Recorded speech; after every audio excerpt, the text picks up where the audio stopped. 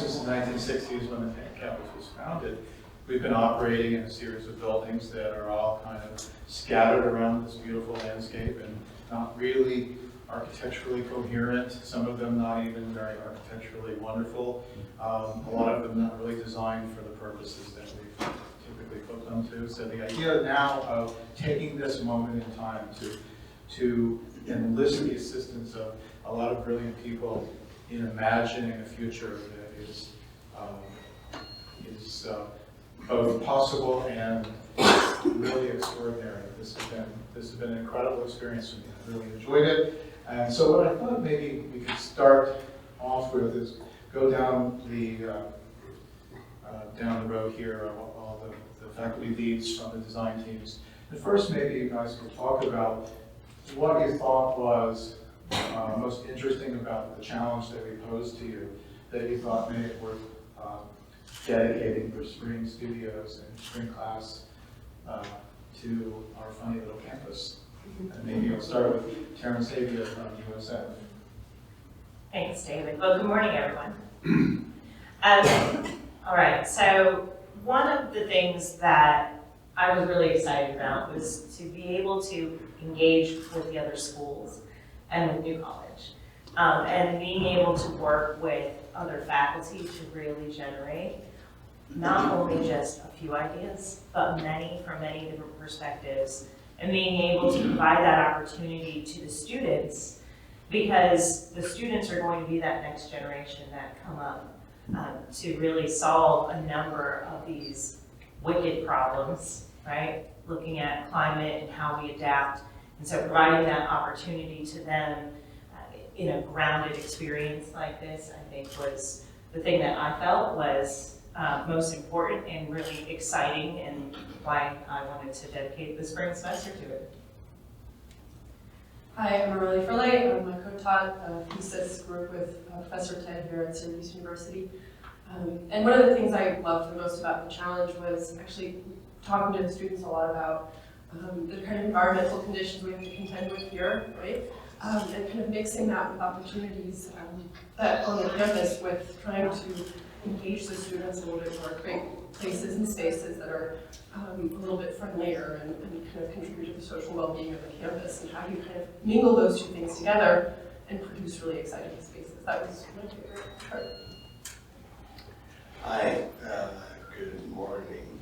I'm Alan Lattis from Yale, and I said a lot yesterday about the issues, maybe too much, and a lot of you were here.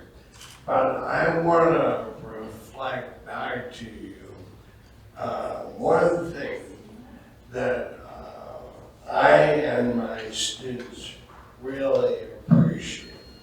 This is a community that cares about design. And that's not so common, not as common as it should be in this day and age. And I've known Sarasota over many years, not as well as you do, but I've seen that culture that produces buildings like the one we're in, and it's very special. And this is part of it. The two cities I know around the world that have that special commitment to environmental and design quality are Barcelona, which is no surprise, and Helsinki, Finland, actually. And Sarasota is right up there. And it's important, terribly important at this moment, that you translate that commitment at the city level to good design into commitment to New College at this moment? Always hard to speak after Alan. Ted Brown from Syracuse University, and I first came to Sarasota last October. So I don't have that history. I think that the challenge, remarkable experience for us and our students, and I would say many of the teams have participated in coastal community and sea level rise charrettes, studios, and challenges in the past. And I think this is a remarkable one that certainly deals with more than sea level rise, although we approached it with our thesis students through the lens of aqueous grounds. I think that on the one hand, the designs provide strategies and tactics that we see in the other room that I think are very specific to this place. I would say pedagogically, the challenge allows certainly us, meaning Syracuse, but all the teams, to really challenge our students to what the problems of design will be as we move forward. Meaning, as I've described to many students, architecture students, that you're designing landscapes, some of which need to be environmentally enclosed.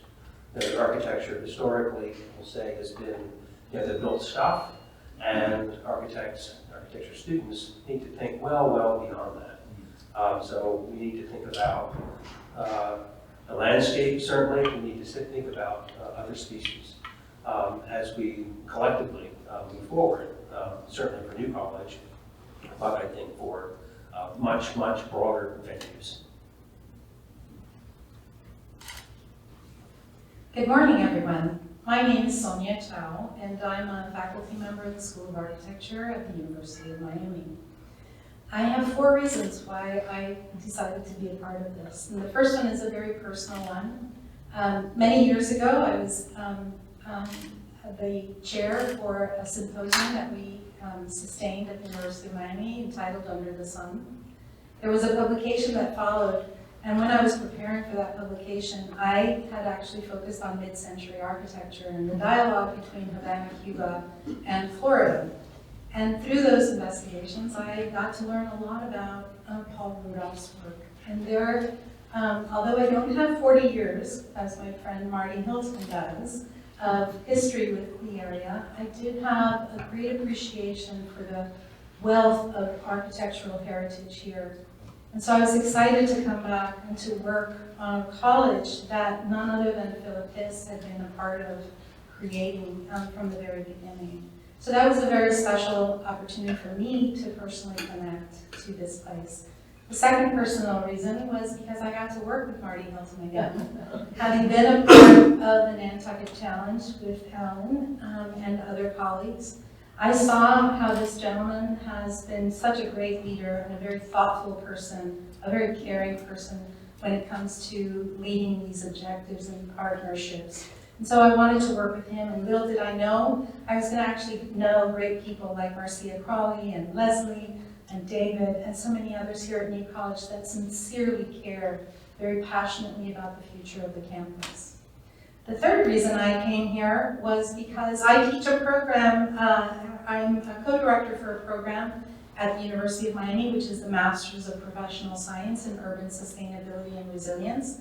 One of our students is sitting back there, he's part of the program. The 2 students that are there are part of the core course that I teach for that program, which is entitled Introduction to Resilient Building and Community Design. And that's where I try to teach our students that resilience is not just about the buildings, and it's not just about the urban design, but it's also about the people, and it's also about the environment. It's also about the economic realities.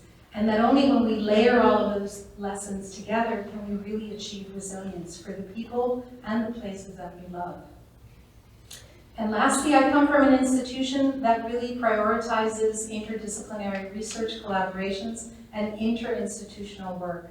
And we've established the Climate Resilience Academy precisely because we acknowledge that we're sitting at the Achilles heel of many of the climate challenges that we're facing across the globe.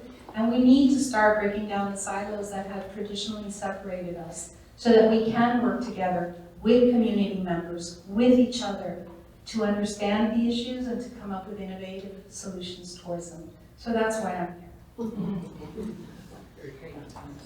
Hi everybody, my name is Vanessa Aliseachuki. I'm an Equity and Action Fellow. I'm a professor at Kane University, Michael Graves College, School of Public Architecture. And my introduction to this project was actually through my the dean of the college, David Boney, who unfortunately couldn't be here today, but he was a professor of Marty Hilton. And so it was a really interesting email that we got. Was, hey, there's this opportunity for this, this challenge. The email went out to all the fourth-year professors. And it's in Sarasota. Is anybody interested? Kane University's in New Jersey.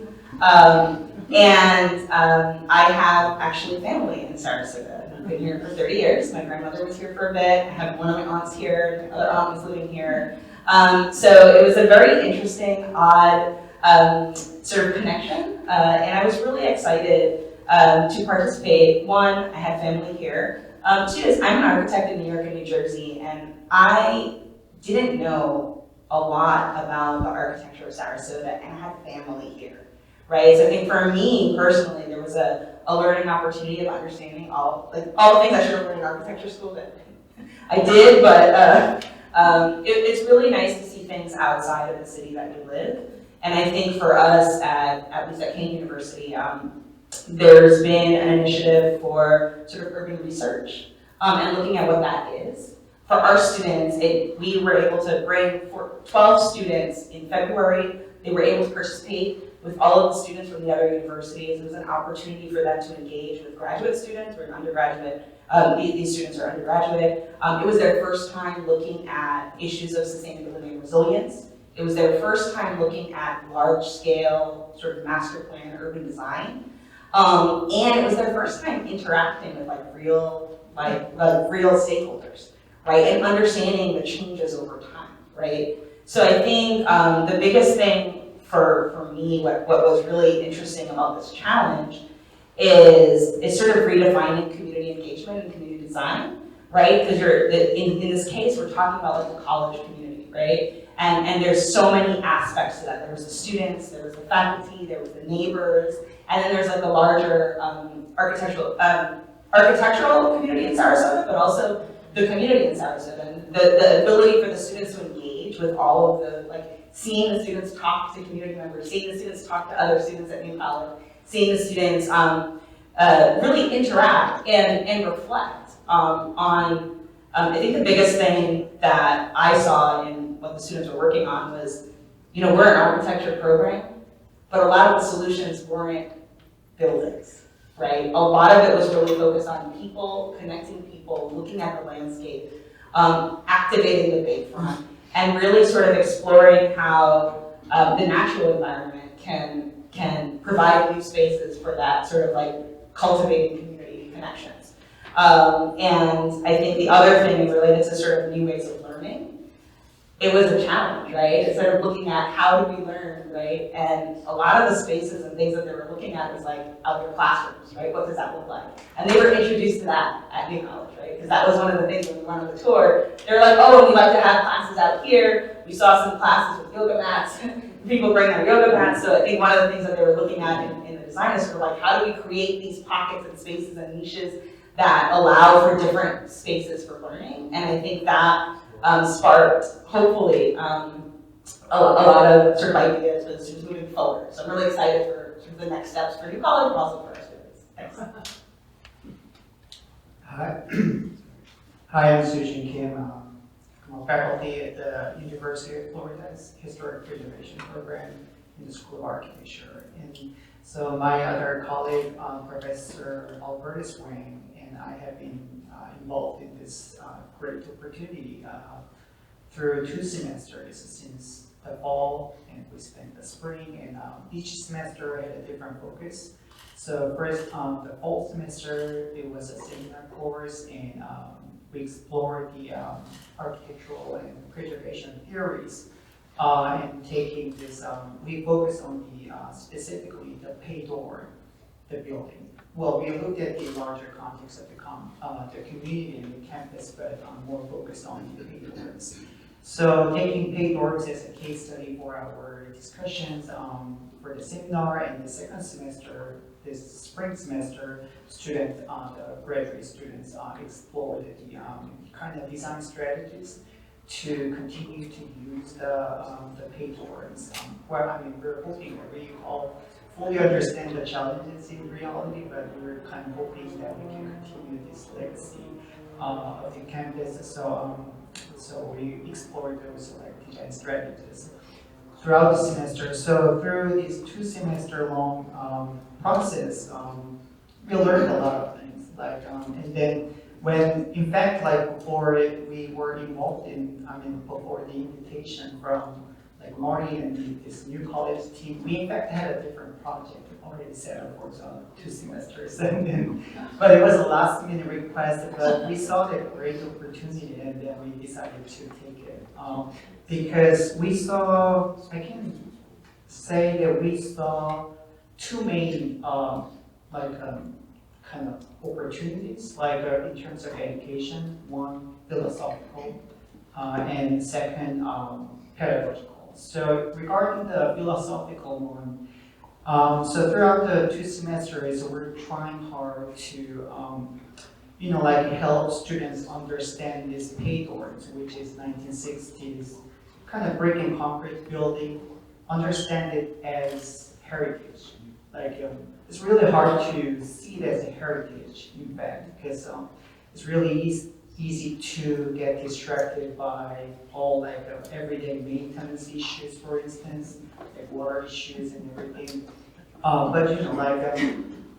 But understanding it as a heritage is critical, and it requires all those like theoretical and philosophical discussion throughout the semester, and also design activities. So that happens every single discussions throughout our effort. And the pedagogical approach, we saw a great opportunity, like what I just talked about with our student William, which is sitting there, was that, because we got to see today, for instance, we got to see like how other universities address this project. So in our conversation, we're like, oh, we missed that in our class. Because like at the beginning, typically we look at the larger context and we understand the overview, but as we proceed with the semester stuff, we tend to kind of focus on certain things and kind of forget about the larger discussions. But this challenging approach really helped us kind of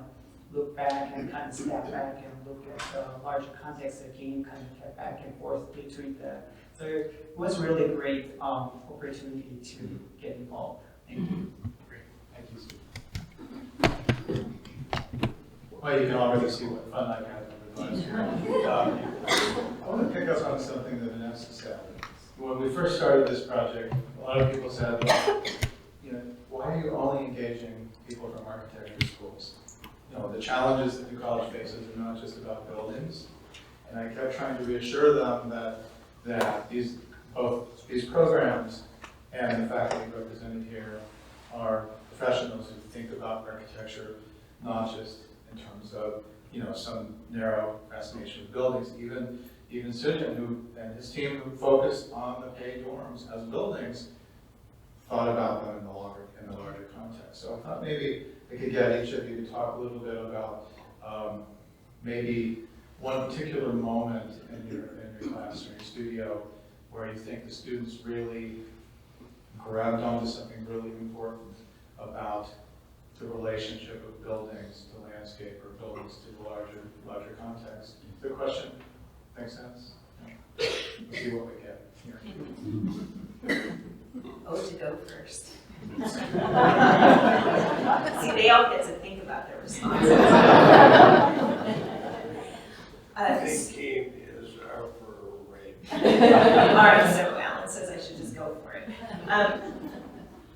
Ultimately, we wanted to shift the thinking about not just that singular layer of buildings, but how a multitude of layers come together because they all impact one another, right? So the layer of water, the layer of the natural environment, the layer of the built environment, the layer of the academic setting, the layer of people, the layer of the economic framework, the layer of rising housing costs, right? All of those things impact. And so being able to compress those layers, right, into the projects that you see were some of those things. So I think that for my students, the area where I saw the most growth or where I saw a mindset change happen was considering that we don't have to force water to stay out, but rather if we allow water to be part of that layered system and understand it that way, then we can start to have all the layers build off of that understanding. So how do you've seen some projects, right? Live with water was one of the focuses. But how does water become an amenity? We see it often as a threat, especially here on the Florida coast. And so how do we take that threat and turn it into something that we can build positive futures off of? And in what way do we do that? And how do we keep people safe in the meantime? But it was this understanding of the landscape can handle that water if we let it do so. And then how do we respond with the built infrastructure needed to do that, to then support the academic programs as well as the engagement with the community that is important to New College.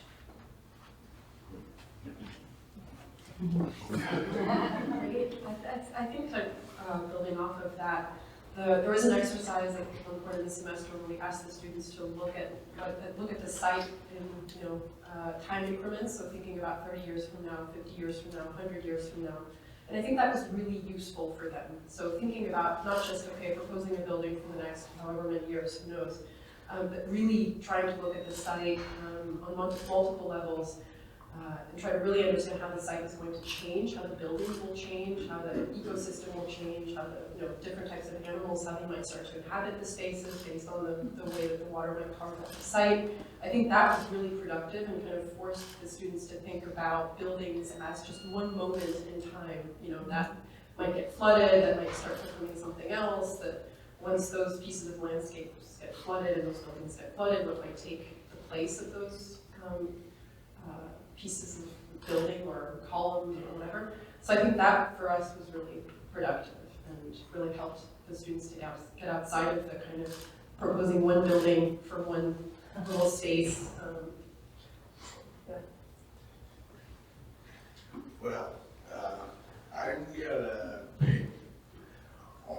pick on one group of students and one rather low-key drawing, which is reproduced out there. But I dare say most of you may have missed. But as architects, we explore and discover things by drawing them. Not only little vignettes, but larger territories as well. And I had one group that had been drawing in detail the worlds of the Tamiami Trail and the worlds of the Bayfront, which are never, as you know, far apart, but couldn't be more disconnected. In the US and in Florida, of course, we've allowed most of our waterfront to be privately developed.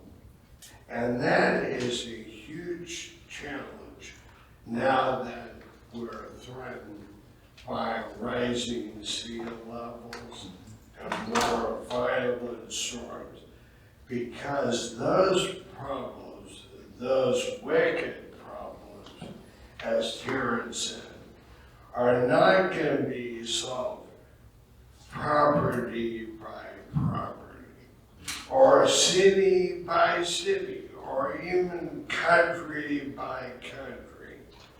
they are reminding us that the coastline is a shared and should be a shared resource.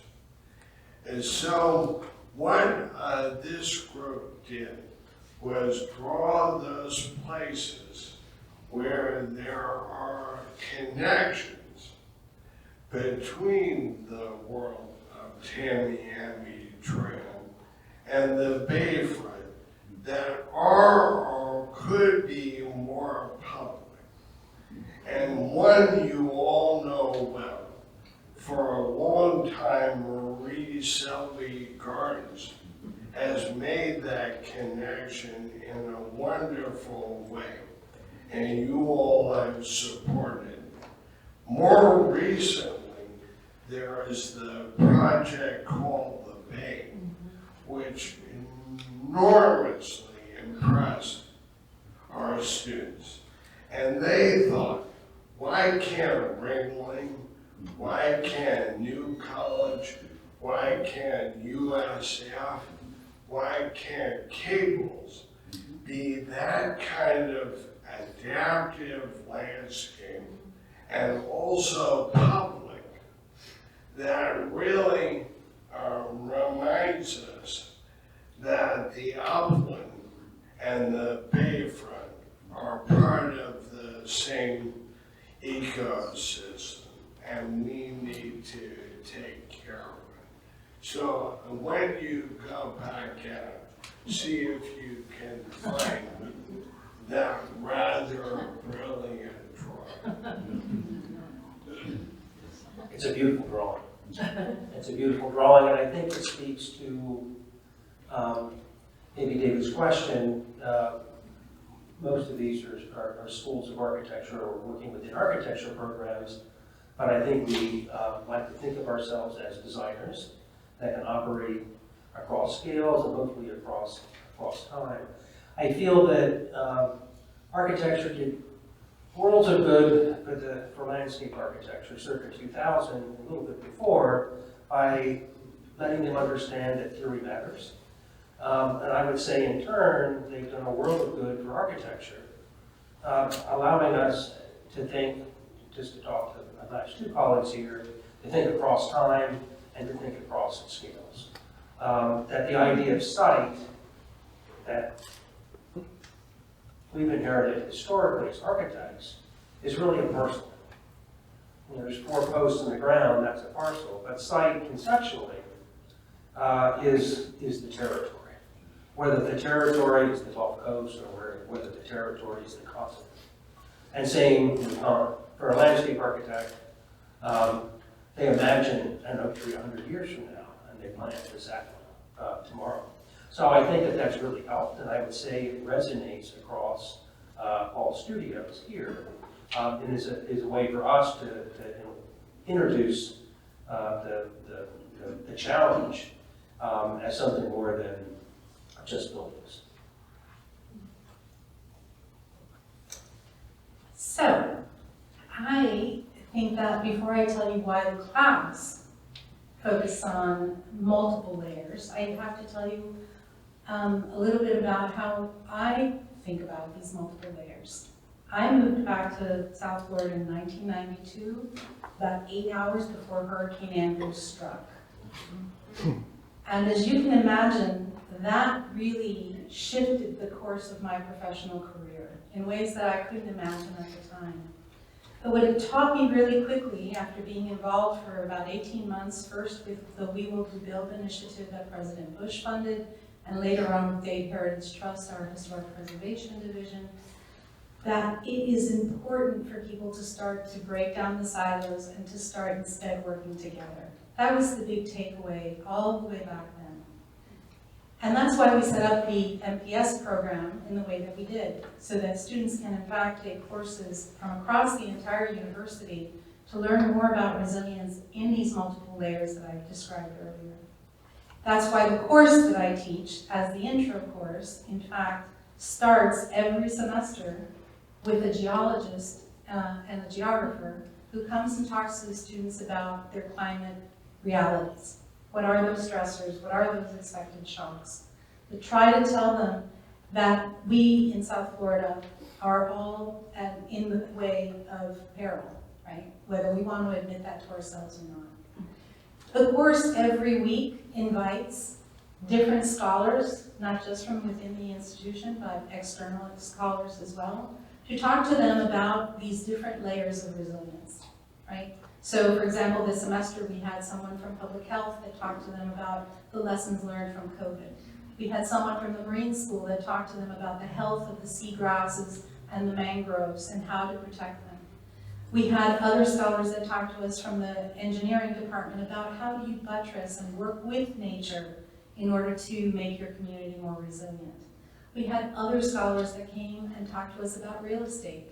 And you can see the evidence of all of those layers of influence from all of these different scholars who as experts came, learned first about what our project was so that they knew who they were speaking to and why, and then tried to nourish these students with additional information from those different vantage points. So everything that we've done throughout the entire semester has actually tried to incorporate these multiple layers of information of different types of resilience so that the students, again, could learn how to integrate these into their thinking in their own professional practices moving forward. Because we know that in our classes, what we're really preparing in one way or another are the future climate leaders, right? And they're going to do their work in very different ways, potentially.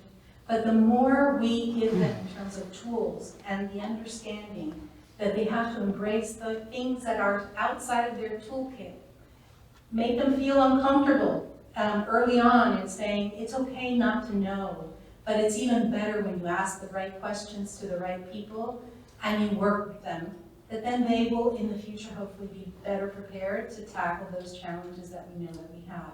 So that's why it was very easy for us to take this project on, because every semester when I do teach it, it's a capstone project that's always embedded in the community.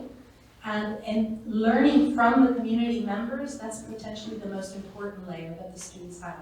The interactions that they've made with all of you during these different visits, right, even today. I know I talked to them just a little while ago and they were so excited to talk to someone like Maynard and have him, and he's so thoughtful and he's taught us so much in talking to him. These correspondences are all things that nurture these students to think more thoughtfully about our realities and also about those solutions. So that's why we joined. Throughout the semester, one of the things that the College Challenge provided an opportunity for the students to do was they had these what were called expert presentations, right? So Wednesday nights and between February and March, there was a series of conversations with experts of Sarasota, sort of resiliency experts, somebody from the airport, and those were all really helpful, at least for us, especially for us in New Jersey, because to help us understand more about how to come up with a strategy for the project.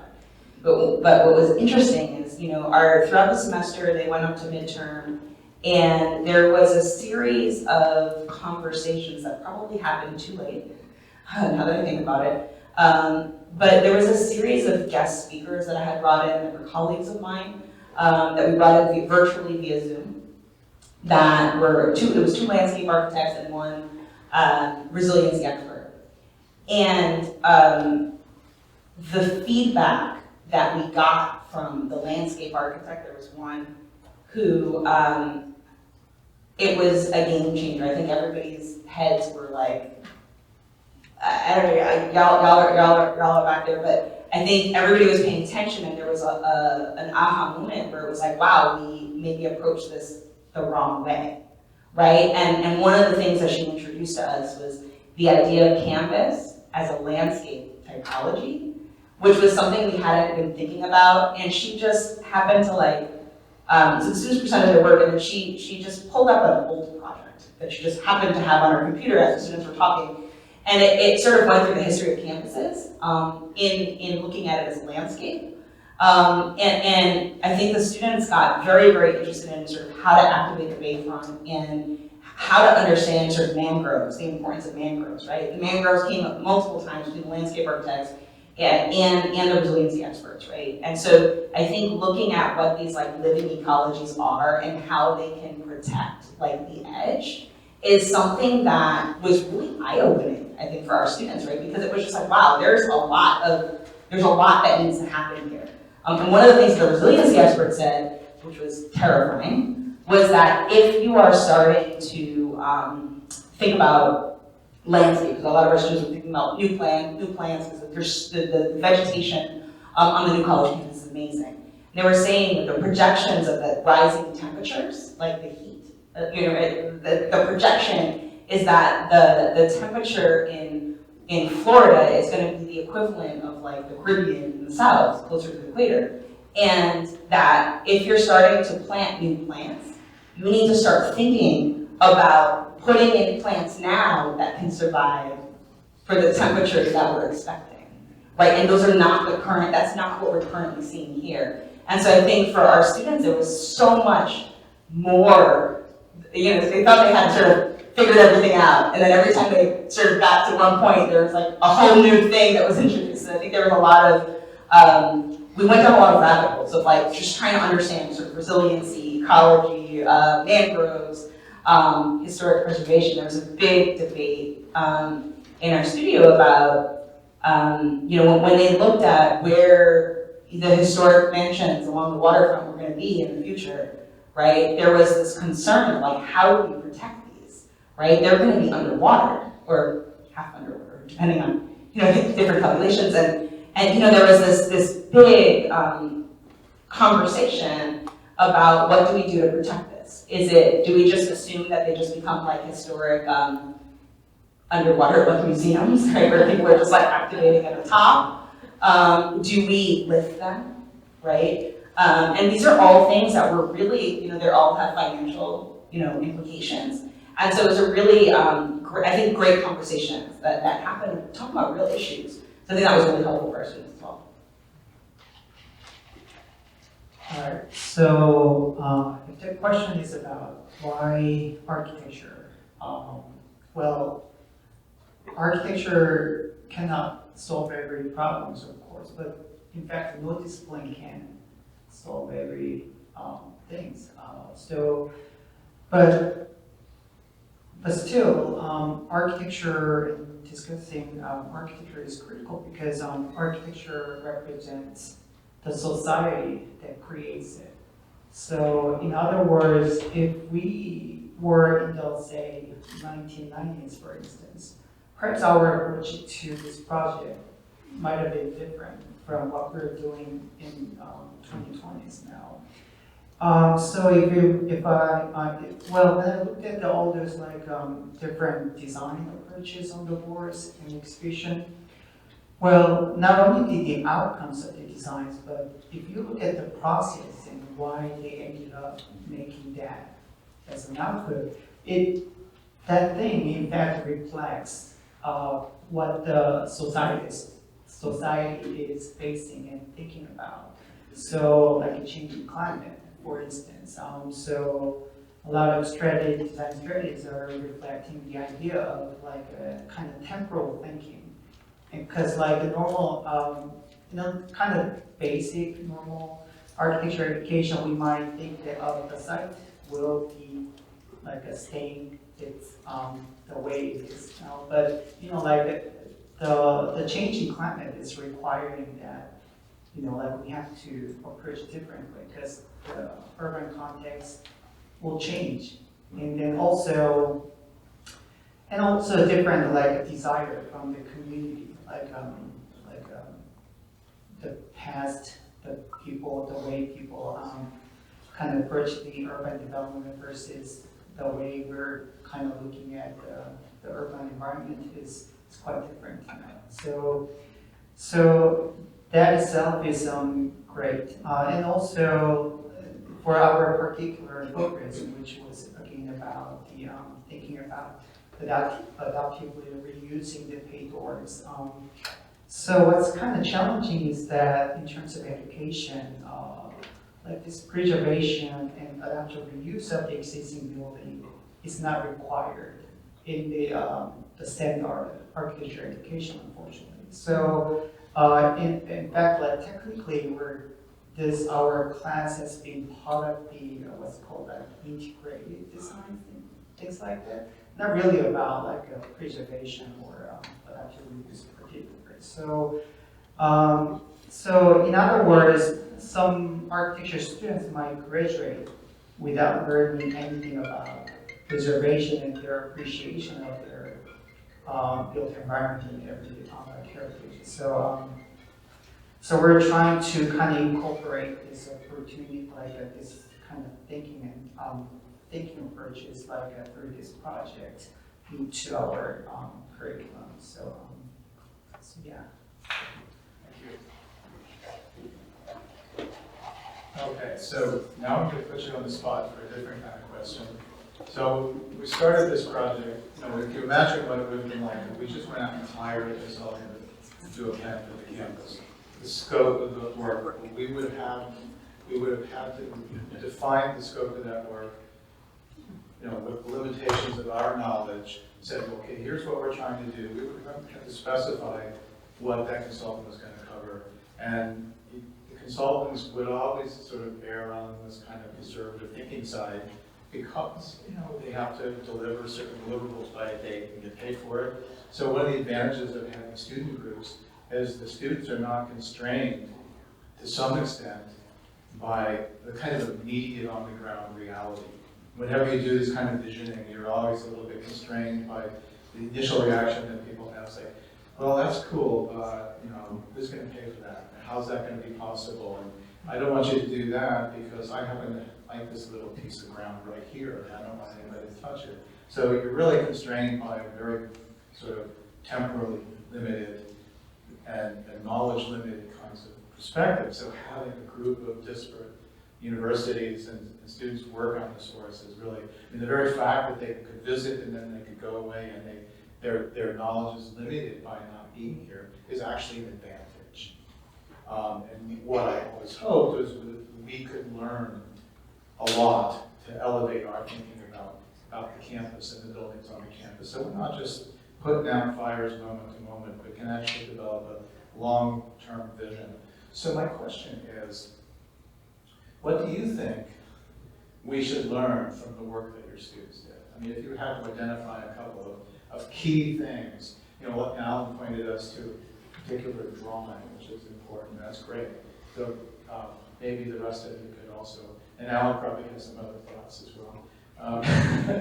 Maybe you could point us to lessons that, in addition to the pedagogy of the studio for your students, a big part of this is for us in campus leadership to have some takeaways that can help us as we move into our next phase of planning. So what would you want to tell, the leadership about what your students have done?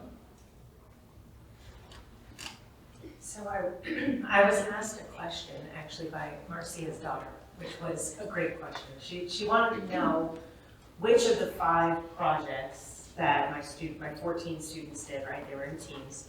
Which one I thought was the best? And then she said, oh wait, can you answer that? And I said that, as a professor, I certainly understand which team was most maybe successful in different areas. I said, but every project has done at least one thing, and often more, very successfully in terms of the things that each of them addresses. And each of them had a different focus and addressed particular topics that I think are really important to pull from. So if I can go down the list of 5 quickly, I'm going to try my best here. Okay. All right, so Campus Coast. This is the first one. It's the one that I have set up in the model right now. But I think what they saw was the idea that New College isn't alone and that it is within a collection of institutions. And it becomes a component, right, of a major state resource along the coastal edge. And that in order to address its coastal edge, New College needed to think a little outside of itself and to bring in that extended resource. So I'll start with that one. One of the other pieces is, again, that canopy, the tree canopy. how you start thinking about that canopy and the landscape working together, and how that comes together for a warming climate. Because we know that part of the cultural heritage here isn't just the buildings, but it's also the landscape. Another project is looking at this idea of fostering, let's say, the community in a way that brings in faculty and staff housing with students to begin to address housing crisis that we're seeing across the state and beyond, and making it affordable. And another project looked at how you have startup small businesses as a way to foster business growth locally, but that provides an amenity for not only those living on campus, but also the adjacent neighborhoods. And I think that that is an important aspect as well. And then finally, thinking about how you can capitalize on collaborating programs and shared facilities and being able to utilize that. And the final one that I will add is that don't let your boundary be the thing that defines you. Because if your solution to 41 is that you put a bridge, you don't solve it. You need to change 41, right? That, and that is your entrance, it is your face. And so this is also why, you know, thinking about the expansion onto other state-owned land, better utilizing flat parking lots, you know, things like that are essential, I think, in being able to think about the future and moving forward. So I think to answer the question about kind of why it was so productive or fantastic to have architecture students, but architecture students who aren't from the area to kind of try to come up with solutions. I think one of the things we noticed, so maybe to give a little background about the way we set up the project, is we had 2 semesters to kind of think about these problems. One of them was much more analytical research. They made a lot of mappings, drawings, really tried to understand from afar the forces at play, kind of what are the different stakeholders, what are the problems environmentally, socially, etc. And then the second semester was a kind of design proposal to solve the issues, right? Or to kind of try to confront the issues through a series of different scales of design proposals. So what I thought was great was in the beginning they did all these kind of very technical analysis drawings, but then they came to campus and they started to understand the, you know, the kind of social, especially the social and environmental problems, or kind of the pros and cons of these things. And because they're students, they were actually able to hang out with the students and talk to them and figure out, kind of to look at their analysis in a much more human scale, like kind of really try to get a flavor for the problems rather than a kind of a cold analytical version of it. And when they came back, the proposals became much more human. So they were still very analytical and they were zoomed out and they were big scale, you know, proposals, but then they started becoming a little bit more personal, and it was great to have them be able to talk to students. So for example, one of our teams, Ellie and Mahmood, really wanted to focus on healing and really wanted to prioritize mental health in the student population and kind of how you bring, transform the campus into a much more kind of warm and connected place, right? So students really want to be able to, you know, they want to stay there and they want to feel like they have places to go to that connect them to each other and to their landscape. And once they came here and talked to other students, they realized that what students really wanted was a kind of a connection to the water, that they felt like that connection wasn't really, they weren't able to seamlessly go to the water and come back, that there were all these kind of hurdles to jump through. So then they proposed, you know, as part of their healing landscapes proposal, these really proposed these kind of small micro spaces that brought the water into the campus. So they had this kind of vision about the campus that was very zoomed out, but then they were able to jump in, talk to people, and then zoom back out, which I thought was really helpful. So along those lines, I've argued, really suggested to David, Garcia, and others that this time around you consider, New College considers, getting innovative landscape practice as the prime or campus plan. And of course, involving other expertise as needed. But beyond professional expertise, there has to be a commitment to engaging all of your community. The students foremost, I think, but also the Sarasota community in all its diversity. Business community, of course, developers. Nothing on this scale happens these days without public-private partnerships, and you need to find whatever outside help, beyond us, of course, that you need to make sure that all of that is constructively engaged.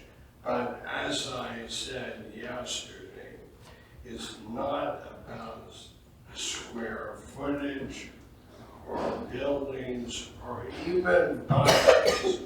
It's also about those things, but it's about evolution. That's great. And I think to answer the question about, what lessons should you all learn, I don't want to impose. Please, impose.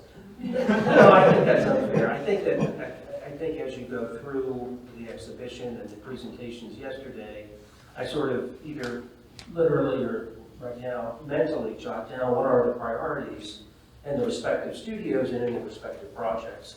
I think that's really useful, and I think that you'll find that certainly recognition of the inevitable crises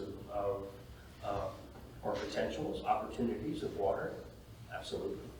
And there's some dramatic drawings out there that make that explicit, but I think ask the question how you relative to the stormwater runoff, storm surge, or sea level rise, how can you productively embrace that? I think that's crucial. I really mentioned student healing for a student.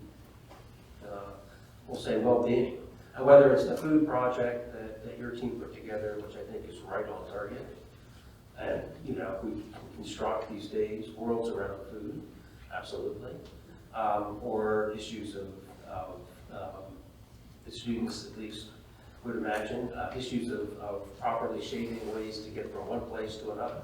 I think some of the interventions, I don't know how you intend to proceed, and I certainly concur with Alan's point of starting with a landscape practice of some note makes total sense. But I think that you can imagine the early energies producing micro projects that are different than ball fields and sororities. That there are opportunities. I would say that the Bayfront or the Cables campus, incredible opportunities there. So what is unique to New College, or almost unique? They've got you're on the water, but you're also on the bay. And the opportunities to leverage the Cables campus relative to boating activity for the community, but certainly for the students, your wonderful student that has so invested in the future of Crew here, I think that's really important. And to imagine, just to push Crew for a minute, my wife was at Stroke, University of Virginia, so it's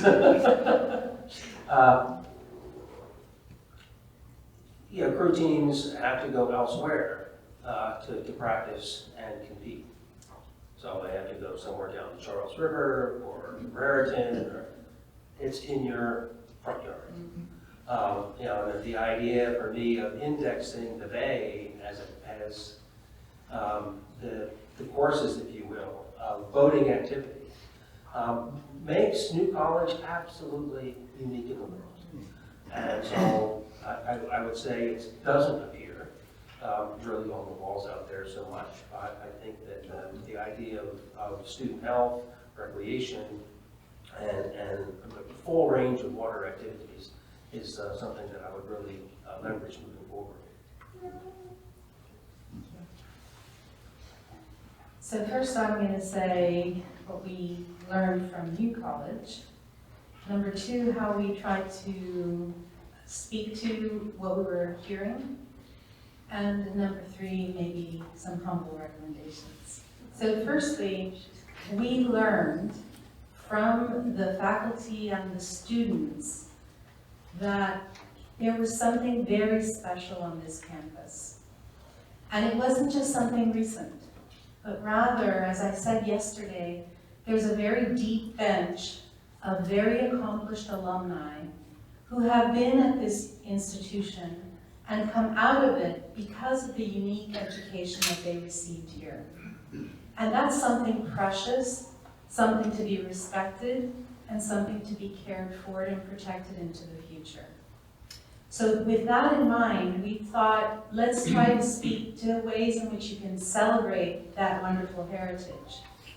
So we did, in fact, look at 6 layers, and I ask you to, if you can, visit the tablet that we have out there with the slides that give you much more information than the boards do about these different layers. I welcome you to join us in that space again.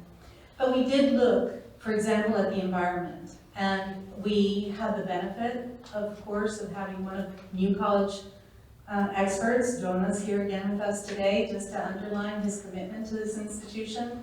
And he shared with us so much information that was so valuable for us to understand just how precious your landscape is, right?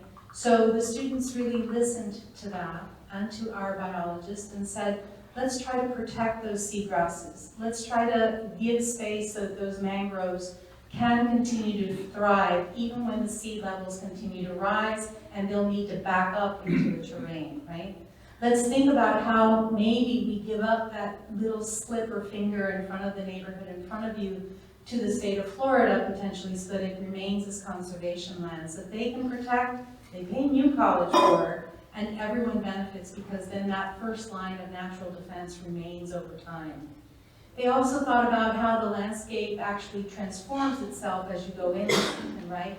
And how that thriving, what they call the thriving ecosystem, is one that you can continue to add to very in laser-like ways with complementary vegetation that's indigenous to then make that even more of a beautiful natural ecosystem. And finally, from an environmental perspective, they thought about how the students at New College had this innovation of creating community gardens, and that they spoke to us about how those community gardens could actually continue to grow. And so when we thought of the IMK quadrangles, and we said, let's reinterpret his quadrangles for this campus, let's make sure that those quads are actually spaces where we can have different types of gardens. Vegetable gardens or herb gardens, places where we can harvest food and potentially not just share it with our own community here at New College, but perhaps for others around us. So that was the environmental layer. The physical layer was when we started to think about and it was connected actually to the environmental layer. How do we protect as much of that land as possible? And so you'll see the diagrams and then the resulting master plan decided, well, we're going to put people as far away from any Category 5 storm wave action as possible by putting them up on the top part of the bayfront, and where you have lands that are between 18 and 22 feet, right, Jonah? Yeah. And let's concentrate their footprint there, because that way we can leave that natural landscape alone so everyone can enjoy that beautiful park. But let's create then community, which was the next thing that we heard from the students here in particular. One of their complaints was that the campus was very disparate and that they weren't feeling a sense of community. And daytime activities were on one side of Tamiami and nighttime activities were on the other. And so we decided maybe we should be concentrating that activity all in one place so that we can, in fact, give them that needed sense of community. So that was very important to us. The building, then the next layer, the building designs. We thought, who better to learn from than that wonderful Sarasota School of Architects. And the vision that Philip Hiss had for the campus was one that looked forward, right? That looked at innovation, that looked at the future with pride and with happiness, right? It was something to wonder for, to imagine, to create. And that's why he hired someone like I.M. Pei at the time, right? To do the work that they did. And we thought, well, let's reinterpret that quadrangle, but for a tropical or subtropical setting. And because we know that we will, over time, as our seas rise, have those storm surge waves, get closer and closer to that higher ridge. Let's do something about it to protect our assets, to protect our financial investment in new buildings. Let's lift those buildings off the ground. So we were looking at the Hiss office, right? Got that right? His office, let's lift those uses off the ground. All the habitable spaces are at least 15 feet above ground. But what that gives us in return are wonderful Miami or South Florida, porches, what we love, right? The places that we like to enjoy our climate, in the shade though, right? You don't always want to be in the hot sun. But those can become places where students congregate formally or informally, where classrooms can happen formally or informally, and a lot of other activities can happen in these buildings. So that's one recommendation that we would put forward, is think about your subtropical setting, think about your heritage as you move forward, right? So that those things can be a part of this continuing story of New College. It's an evolution moving forward. We also had to think about a reality, which is a financial reality, right? And how do we make all of this happen in a way that is affordable? And mind you, when we were starting these conversations, it was a while ago. So some things have happened since we started to think about these issues, but we maintained our due course and said, let's imagine what it would be like if we needed to come up with this money. So they, thanks to those faculty that looked at real estate, they in fact started to think about real estate investments, right? And so I asked you to look at what they came up with. They actually looked at the most modest numbers possible rather than the most profitable ones, and they conservatively came up with numbers that would give you a solution. So perhaps moving forward, that's something that you can consider as well. In all, what we recommend is that you do what you expected of us. Many of you said to us, were you thinking about biology? Were you thinking about storm wave action? Were you thinking about the Pei buildings? Were you thinking about, and we ask you to do the same as you move forward. So that when you do put together a team of experts, that you do require that it not only be a landscape architect, and I fully agree with my two colleagues who just made that statement, but that it be a landscape architect who has experience in dealing with resiliency waterfront issues, so that they can best serve you, right? And then you add the other experts that have to do with campus design and architectural design. Because in that way, you will be able to actually achieve your dreams for such a magnificent college. So I hope that that was enough. I think one of the biggest unique resources, I would say untapped resources for New College is the Bayfront and the proximity to the Bayfront. And I know when our students came, we did the tour and we had a little bit of a break. The first thing they did was check out the boathouse, and the second thing they did was go on the kayaks. And I think there's something really amazing that the college and the students and the faculty have access to the Bayfront, but I think there's an opportunity to really have that be a public amenity. And it could be something that could also generate revenue somehow, right? And so I think the other thing that we noticed when we came was it's sort of a food desert, right? And I think part of it, what we heard, or the conversations that we heard, was that there's not enough sort of students or people on campus to justify the economics of a sort of a business that can stay long-term, sort of for food services, right? And so one of the things that we were talking about was like, how do you, by activating the Bayfront, you are potentially getting more people there, and that could hopefully allow for different types of food businesses to potentially move in closer to the bayfront. And so that was one big thing. And I think that that's solves multiple things. It solves multiple things. The other thing that I think was really important is sort of how people circulate through the campus. Our experience the first time is, we're looking for sidewalks around here, and so I think the idea that we were really just looking at the boundary of the college campus, but when we walked from our hotel to the Cables campus, and we also walked from the airport to the hotel. Turns out there's no sidewalks in that route. But I think that ability for people to walk around and to know where they're going is so important. So one of the things that we looked at, and it's a little bit on the board, but it didn't fully, the students worked out a lot more about it, but I hope that you look at is shading, right? And shading on the pathways, on the pedestrian pathways, and that potentially that shading could also serve as wayfinding, right? So I think that wayfinding is so important, sort of like people need to know where they're going, right? That this is here, the bay, it's over here, right? Here's how you get there.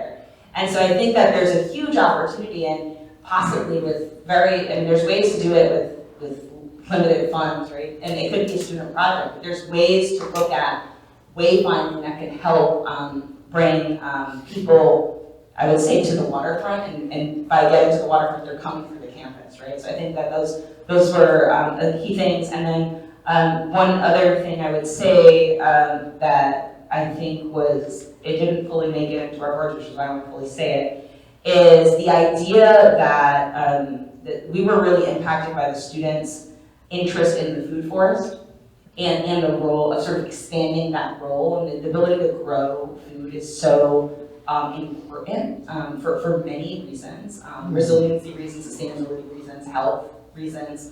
So I think that there's an opportunity for potentially on the north side site to look at farmers market, sort of kiosks that be used for multiple purposes, maybe for food and for farmers markets, and potentially allowing a space for food trucks. I think food is really important for the students and for the public that are coming. So I think those are the other sort of things that I think are potentially quick wins for the school to look at. All right, so I think other faculty members already covered what you want to think about the campus as a whole, but maybe I can speak specifically to our potential approach to the pay dorms and potential reuse and adaptation. So I think maybe the main question you might want to have might be, what is the new college's position in the community here? So, and in other words, it's also relevant to talk about like the preservation of the pay dorms, for instance. So if you assume that you are going to nominate the pay dorms as a landmark building, then you have to think about, okay, is it architecturally significant? Maybe.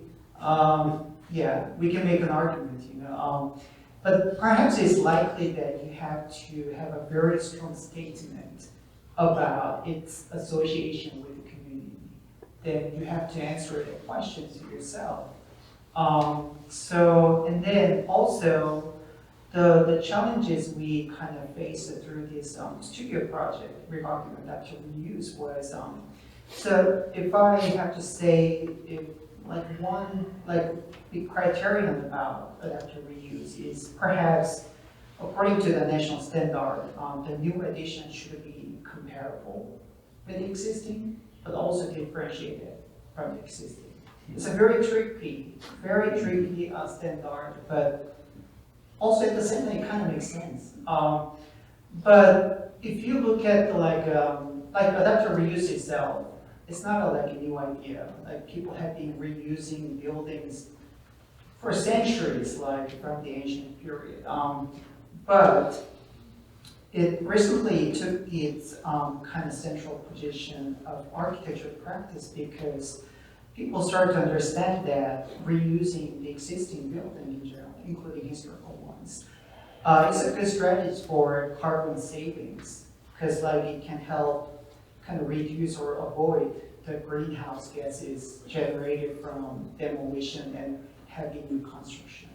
So, but at the same time, it's kind of challenging regarding the paperworks, because if you look at the many case studies and examples out there regarding reusing the buildings, most of the examples are showing that the existing building has classical elements.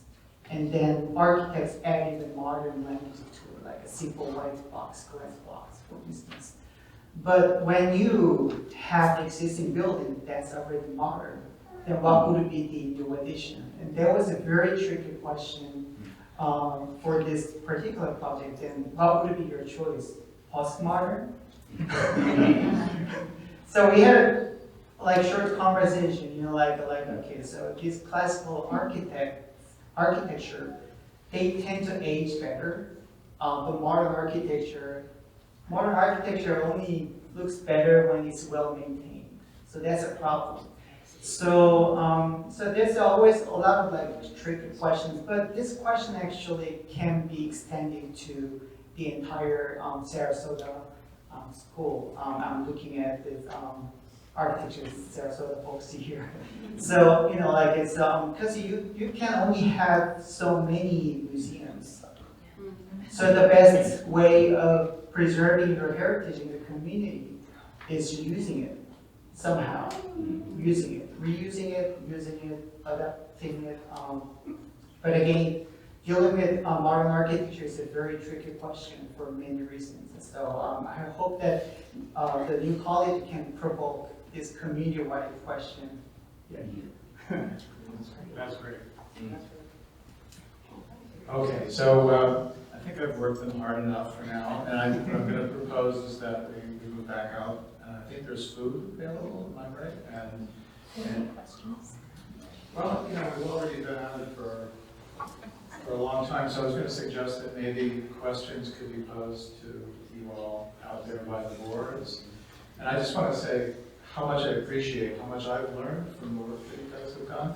And what I hoped initially was that this would provide us a sort of way to think about the campus much more systematically, get away from the kind of building focus, and to see not only in terms of the campus as a space, but this different scales, but also over time. And that's the hardest thing sometimes for people to think about, is how something might evolve over time. And that you're not going to be able to complete the campus with a single building, but we want to think about how building by building, it might, at every step of the way, just keep getting better and keep completing something about the campus. And I think what you guys have all done with your students is actually provide us with a lot of ideas and frameworks for thinking across time and across scales. And this focus on landscape is definitely going to be part of the lesson. So I appreciate it. So let's have a round of applause for